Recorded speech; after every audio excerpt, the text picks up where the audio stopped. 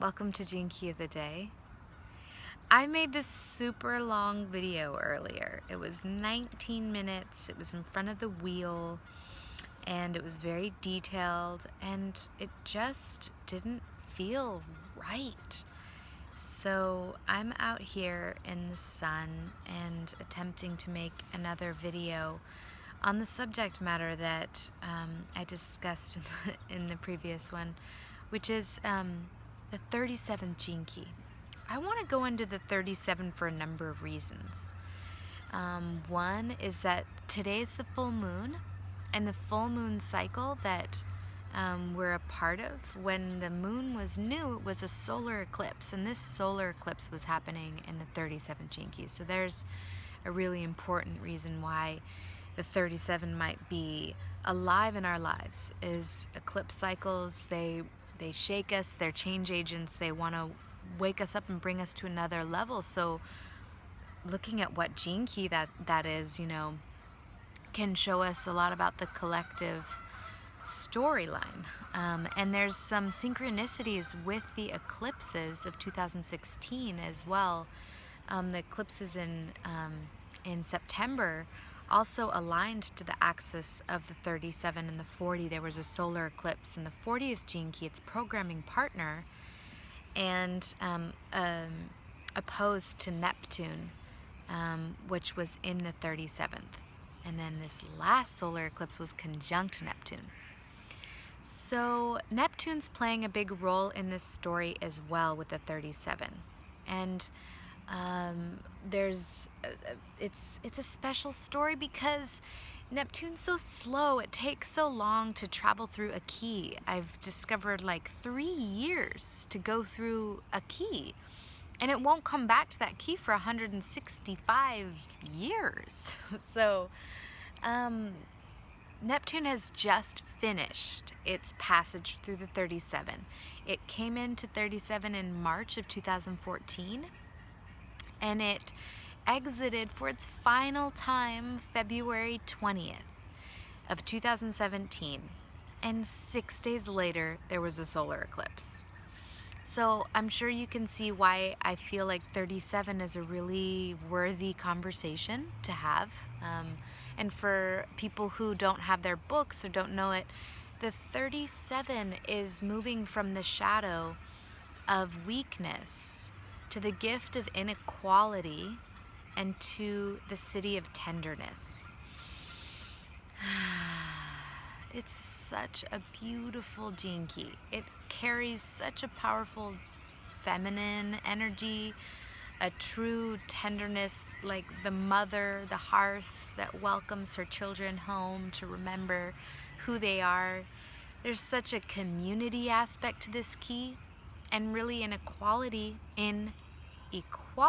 not inequality, although there's plenty of that around. In the gift of equality, we are moving from a place of disparity and inequality to a place of support and balance. And balance is just a key word for this. And balance of the poles, balance of the masculine, feminine, as we've been talking about with this gene key.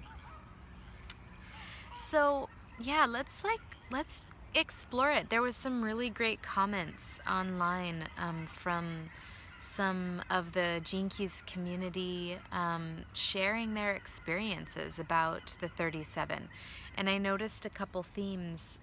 One of them was this aspect of physicality, that it actually being connected to the 40th Gene Key, which is the seal that heals the line 1 core wound, which is the line 1 deals with physicality. That this 37th key, when it comes up, it's teamed with the 40, and it deals with, and well, what people were reflecting is that it hits us on a physical level. And there's whether it's sicknesses or just dealing with low energy, exhaustion is obviously something that's going to come up here. And yeah, some other people were talking about just relationship issues and yeah, toothache was one of them, and there's so much that we could say about how this key is showing up. And so part of my inquiry for today is for us to kind of just go on a deeper contemplation of what is the 37, how has that been alive for you? And how have you seen that alive in the collective? And I'll share some of my reflections. Because weakness points to that conditioning of the feminine as being the weaker sex, but also just it's a state within anybody, whether male or female or transgender, whatever, that there's a state of powerlessness and there's like a victim stance. This is where a lot of the victim beliefs can really rock and roll, just like most of the shadow states. But it really just feels like, oh, it resigns, it caves in. As Richard shares in the audio, the dilemma is resignation. And so I feel like it's really up for us right now, not only of balancing the poles and recognizing where like self and other, that's something that needs to be balanced, and where in our political world and all the things that we're seeing on the surface of our cultural climate, that there's so much conflict and basically just victim and perpetrator kind of consciousness playing out. And I want to speak to that because, when you look at the 37 and you go, oh, it's about balancing the poles, and in our evolution, we actually are going to come into balance with the masculine, feminine, and this is what community looks like, and support, and us like, coming together with our families and sharing in this, genuine sense of goodwill. Well, that's not really what we see right now on the public stage when it comes to our governments and stuff. And in fact, we see right now with the current situation in the United States in particular, and many places all around the world, but this actually like rising to the inequalities, like an extreme kind of like, wait, who's in charge of what? Like, they're gonna do what? There's so many injustices and people who really are not respecting human rights, which is a big part of the 37 is human rights, equality. We all have the same equal opportunity to go out there and live the life of our dreams. And so it can seem like, oh shoot, we're kind of in the shadow with this one, but I actually have been embracing a perspective of, but wait, don't we need to see these things? Like, when have these conversations been so public? If not right now, they've been so out there, like, and more consciousness surrounding them. I just watched the documentary 13th, which I highly recommend. It's phenomenal to see basically how slavery still exists through incarceration and the prison system. So there's so much consciousness around the movements that were seeded long ago, but also in the 60s, the revolution, like these things are all coming up, but with much more of an embrace from many more people. So that's my optimistic, positive view. And I want to bring in Neptune to the conversation, because Neptune is the dreamer, the mystic, and brings us back to our unified consciousness and where we're all connected. So there's a place of compassion here. With Neptune in the 37, we have a lot more access to compassion for those who are in the weak position. And we can help to empower them with whatever means that we have of support. Neptune is also like a receiving dish of the subconscious. It's the collective unconscious. And it's, because it's where we all connect, it really represents that dream realm. And I find it really perfect because if you think about it, Neptune rules Pisces. And we've had this major influx with Pisces. And in fact, 37 is in Pisces. And the new moon solar eclipse was in Pisces. And with all these other energies connect Neptune, but with Mercury in the south node, all right there. So there's just been this major Neptunian, Piscean energy that's been alive. And so it was really cool to see Elijah here at Wonderland came home from Peru, and he brought home with him from his teachers there this beautiful work of dream work. And it's like a dream language that translates to the waking life as well as the dream states, and how to really take responsibility of our world and all our relationships as reflections of our psyche. So everything in the dream is a reflection of ourself. And so the fact that this would be a time when we're engaging the dream in a deeper way, where there's actually more kind of openness and positive, vital life flow moving through the dream realms, and the way we can wake up to the living dream of our lives, and also manifesting our visions and our dreams we have personally for our lives, and then our prayers that we cast out into the collective. That this is a time where we have close contact with that, and we're also connected with the places where we feel limited in bringing our dreams to life. There's been a lot of Saturn Neptune going on. In 2016 they had 3 squares, and for many of us who were born like anytime from really like the late 70s to like mid 80s, around there, Saturn is in a conjunction process over our natal Neptune. So there's this like, hey, get real, how do you make your dream happen? And that might be a collective question we're all really asking.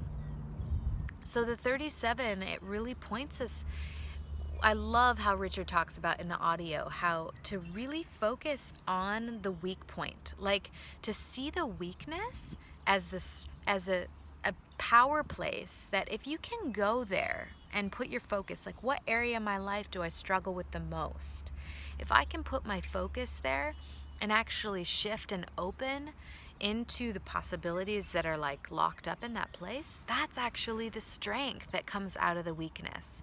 So there's an invitation to look at our lives and say, okay, like that I'm gonna look at the places where I need to see where I feel powerless, where I keep playing this game of victim, that I somehow don't I don't know how to step up and really play the game. And the beautiful thing is that the masculine and the feminine, they really roll together. So we can pick up our will, and we can do our affirmations, and we can do our visualizations and our, vigorous breath work and whatnot. And that is an amazing thing. My husband Theo's super into that right now. It's like a positive action, a way to use our will. We just went to Tony Robbins. It was such a powerful, like masculine, like, yes, use your will, get out there. And then the way the feminine wants to bridge with that is like, the intuitive wisdom and the flow, the current of life that we surrender to, that we're actually a part of something bigger.